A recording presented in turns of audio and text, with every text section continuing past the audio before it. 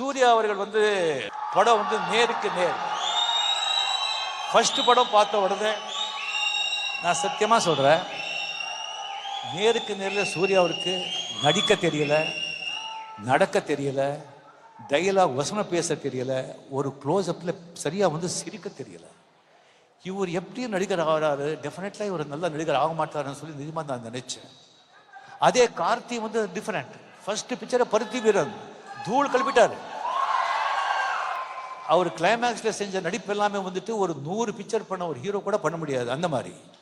But வேற சூர்யா அந்த மாதிரி இருந்த ஒரு சூர்யா தன்னை தானே செதுக்கி கொண்ட விடா முயற்சியால எப்படி வந்தாருன்னு சொன்னா, நந்தா, பிதாமகன், கஜினி, காக்க காக்க, சிங்கம் 1, சிங்கம் 2, ஐயன், இதெல்லாம் அவர் செஞ்ச கேரக்டர் அவர் மட்டும் தான் செய்ய முடியும், யாராலும் செய்ய முடியாது.